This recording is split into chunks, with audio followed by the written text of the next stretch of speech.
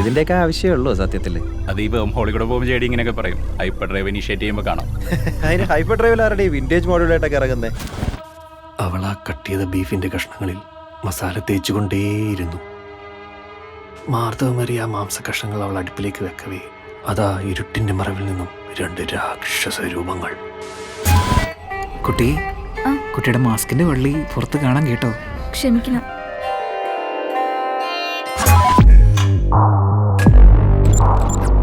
നിങ്ങൾക്ക് ആർക്കെങ്കിലും മുമ്പ് ഒരു ഏലിയൻ എൻകൗണ്ടർ ഉണ്ടായിട്ടുണ്ടോ? ആരും അതിന്റെ കണ്ണുകളിലേക്ക് നോക്കരുത്, ചോര തുപ്പിച്ചാവും. യക്ഷിയായാലും ഏലിയനായാലും ശരി, ഈ ചരട് കെട്ടി ഉടയ തമ്പുരാനെ മനസ്സിൽ വിചാരിച്ച് എന്റെ കൂളിങ് പോരുക. Okay, follow me.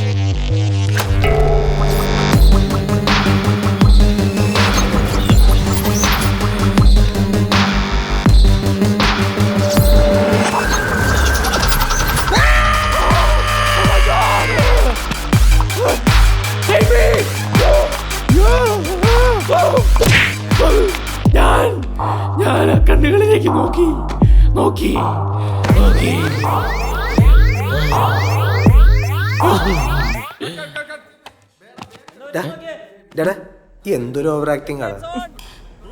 നീ കൂടുതലൊന്നും പറയണ്ട. നീ ബലിയുടെ ഒരു കാക്കയെ വിളിക്കുന്നത് പോലെ ബാ ബാ എന്ന് വിളിച്ചു കഴിഞ്ഞാൽ അത് ഉറവും. സെറ്റ് വെച്ചിട്ട് അപമാനിക്കരുത്. ഈടോ ഇത് ഷോർട്ട് അല്ലടോ, കൊണ്ടോടോ തന്നെ തുമ്പ. എന്താ ഡയലോഗ് ആണോ സാർ? ഇതെന്താ കണ്ടിന്യൂറ്റി. നിന്നെ അമ്മയുടെ കണ്ടിന്യൂറ്റി.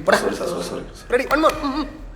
അവളവിടെ സാറേ, അവളത് ആ മൂലക്കിടുന്ന കാറ്റ് ഫുഡ് നിന്നു. പോയി വിളിച്ചോണ്ട് പാടോ. ഇതുവെല്ലാം വർക്കൗട്ട് ആവൂടെ?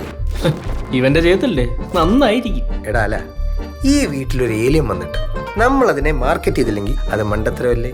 ആ നീ നോക്കോ, നമ്മൾ ഇത് വെച്ചൊരു കളി കളിക്കും. ആ കുറുക്കിന് പോലിരുന്ന സൗണ്ട് ഇടും. അതെന്തിനാ? ഞെട്ടാൻ. ആ ഞെട്ടിയാ കൊള്ളാം.